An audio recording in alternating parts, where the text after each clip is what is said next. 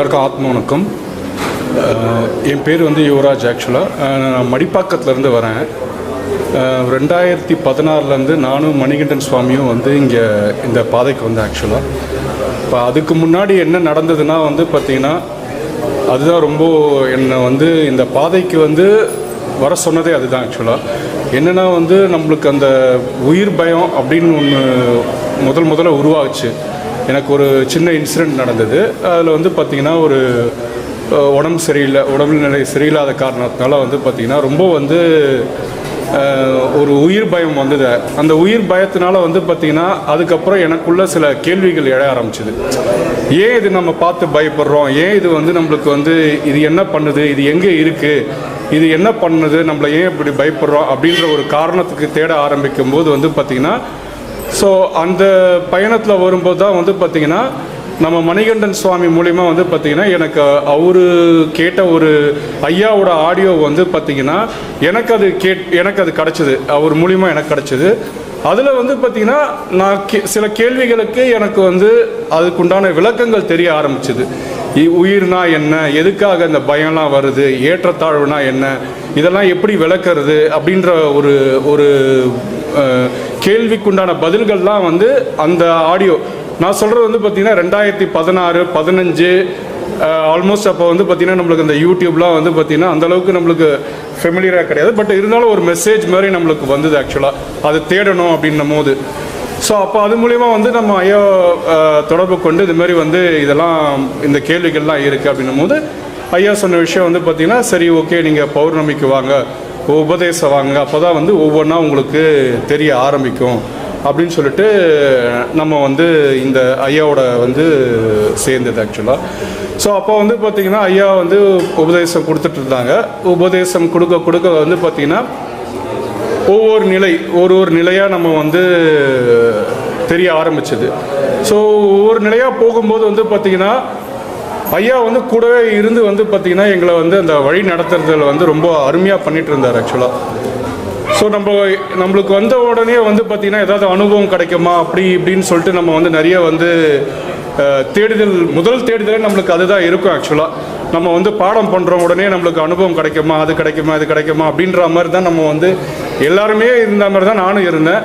ஆனால் அது ஐயா வந்து அந்த எண்ணத்துங்களை வந்து ஆசுவாசப்படுத்தி உங்களுக்கு அனுபவங்கள் கிடைக்கணும்னா நீ என்ன பண்ணணும் அப்படின்றத வந்து பார்த்திங்கன்னா தெளிவான ஒரு பாதையாக வந்து காமிக்கிறது. அதனால தான் வந்து அவரை வந்து இவ்வளோ சிறந்த ஒரு குருவாக வந்ததுக்கு வந்து காரணமே வந்து அந்த பாதையை எப்படி நம்ம அனுபவிக்கணும், அனுபவங்கள் எப்படி கிடைக்கும் அப்படின்றது அவர் தெளிவான ஒரு விளக்கத்தை கொடுத்ததுனால தான் வந்து பார்த்திங்கன்னா இன்றைக்கி நானும் இங்கே இருக்கிற எல்லா ஒரு சிஷ்யர்களுமே வந்து பார்த்திங்கன்னா அந்த நிலையை அடைஞ்சதுக்கு காரணம் வந்து பார்த்திங்கன்னா அவர் கொடுத்த அந்த தெளிவான விளக்கங்கள் மட்டும்தான். ஸோ நம்ம வந்து அந்த பாதையை நம்ம வந்து எப்படி டெவலப் பண்ணிவிட்டு இன்னும் நம்ம வந்து மென்மேலும் போகணும் அப்படின்றது வந்து ஐயா கூட இருந்து விளக்குனார். ஐயா வந்து எது சொன்னாலுமே வந்து பார்த்திங்கன்னா நம்மளுடைய நல்லதுக்கு அப்படின்ற ஒரு ரீசன் வந்து அது வந்து ஏன்னா வந்து பார்த்திங்கன்னா இப்போ ஃபார் எக்ஸாம்பிள் வந்து ஒரு சில விஷயம்லாம் வந்து ஸ்டார்டிங்கில் வந்து நம்மளும் தப்பு பண்ணோம் ஆக்சுவலாக. என்னென்னா வந்து பார்த்திங்கன்னா இந்த கையில் வந்து சும்மா காப்பு போடுறது, கழுத்தில் வந்து இந்த செயின் போடுறது, அதுமாரிலாம் இருந்தது. அப்போ ஐயா சொன்னோடனே சரி இதெல்லாம் எதுக்கு நீ போட்டுட்ருக்க, அதை வந்து எதுக்கு தேவையில்லை அப்படின்னு சொல்லிட்டு சொல்லுவாங்க. சரி ஓகே ஐயா சொல்லியாச்சுன்னா அவ்வளோதான், அதுக்கு மறுபேச்சே கிடையாது, அதெல்லாம் தூக்கி எறிஞ்சிருது. அதுக்கப்புறம் வந்து பார்த்திங்கன்னா கலராக ட்ரெஸ் பண்ணிட்டு வந்தோம். அதுவும் வந்து பார்த்திங்கன்னா ஐயா வந்து அதை வந்து தெளிவாக புரிய வச்சார். ஏன் வந்து நம்ம வந்து வெள்ளை ஆடை போடுறோம் அதை வந்து புரிய வச்சது. ஸோ அதுக்கு உண்டான வந்ததுக்கப்புறம் அந்த ஆடைகளை வந்து திறந்துட்டு ஓகே எல்லாரும் வந்து ஒரு ஒற்றுமையாக இருக்கணும், ஏற்றத்தாழ்வுகள்லாம் இருக்கக்கூடாது அப்படின்றதுக்காக அந்த வெண்மை நிற ஆடை ட்ரெஸ்ஸை போட்டுட்டு நம்ம வந்து ஒன்றா இருக்கிறது. ஸோ இந்த மாதிரி வந்து பார்த்திங்கன்னா அதுக்கப்புறம் வந்து பார்த்திங்கன்னா இனிஷியலாக வந்து பார்த்திங்கன்னா ஐயா எனக்கு சொன்னது வந்து பார்த்திங்கன்னா அந்த நம்மளுக்கு எது நடந்தாலும் இந்த பாதையில் போகும்போது எது நடந்தாலும் வந்து பார்த்திங்கன்னா நம்மளுக்கு வந்து எந்த ஒரு நிறைய பிரச்சனைகள் உடல் உபாதைகள் வரும். ஸோ அந்த உடல் உபாதைகளுக்கு வந்து நம்ம அந்த மருத்துவமோ எதுவுமே அந்த மருந்து இந்த மெடிசன்லாம் எடுத்துக்கூடாதுன்னாரு. ஆல்மோஸ்ட் வந்து பார்த்திங்கன்னா ஒரு 5-6 வருஷமாக இருக்குது. 5-6 வருஷமாக வந்து பார்த்திங்கன்னா எனக்கு என்னதான் வந்து ஒரு உடல் உபாதைகள் வந்தாலும் இது வரைக்கும் நான் வந்து மருந்தே எடுக்கலை ஆக்சுவலாக. தலைவலியாக இருக்கட்டும் இல்லை ஜுரமாக இருக்கட்டும் எது வந்தாலும் வந்து இறைவன் என்னுடைய குரு பக்கத்தில் இருக்கார்.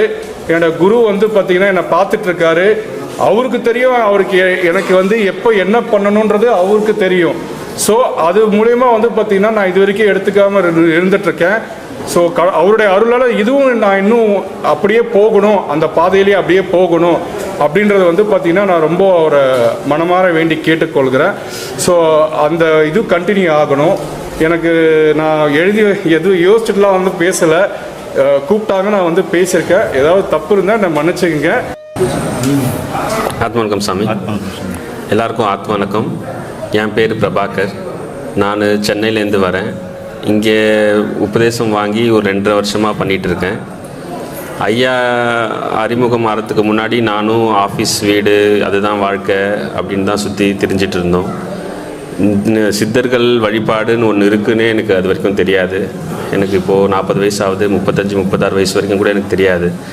பெற்றோர்கள் சொல்லி கொடுத்த வழியில் தான் வந்து கடவுளை வழிபட்டுட்டு இருந்தோம், கோயிலுக்கு போயிட்டு இருந்தோம், இதெல்லாம் பண்ணிட்டு தான் இருந்தோம்.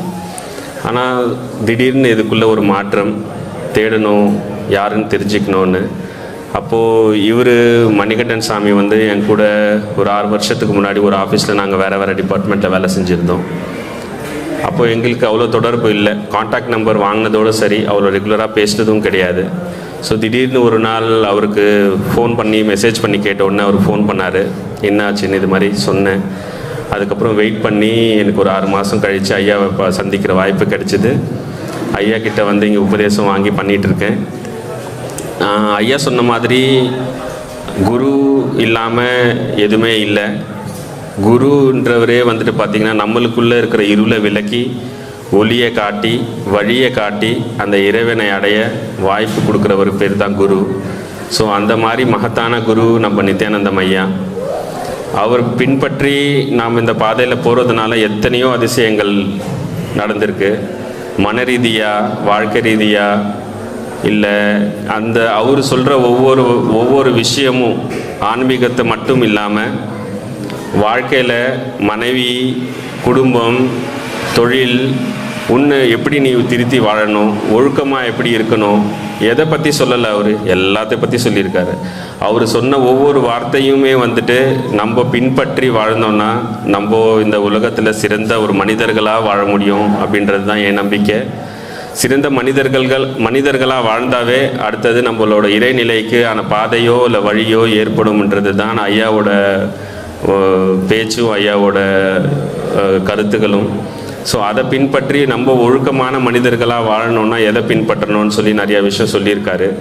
ஸோ நம்ம சொல்கிறதுக்குள்ள நான் வந்து இந்த ஆசிரமத்தில் வந்து ஒரு 2.5 வருஷம் தான் ஆகுது. நான் ஒரு சின்ன ஒரு தூசி மாதிரி தான் சொல்லலாம். பட் ஆனால் ஐயா பற்றின விவரத்தில் அவர் சொன்னதில் 100% கடைப்பிடிக்க முடியலனாலும் முடிஞ்ச அளவுக்கு அவர் சொன்ன எல்லா விஷயத்தையும் கடைப்பிடிச்சி இப்போ ஒரு அமைதியான, அதாவது குழப்பம் இல்லாமல் நார்மலாக வந்துட்டு நல்லா இருந்தால் சந்தோஷமாக குதிக்கிறதும், தோல்வி அடைஞ்சிட்டா உடஞ்சி போகிறதும் இல்லாமல் மனசு நிம்மதியாக திடமாக இதுதான் வாழ்க்கை அனு புரிய வச்சு என்னை வழி நடத்தினதுக்கு என் குரு அவர்களுக்கு என் மனமார்ந்த நன்றியை, ஆத்ம வணக்கத்தை தெரிவித்துக் கொள்கிறேன்.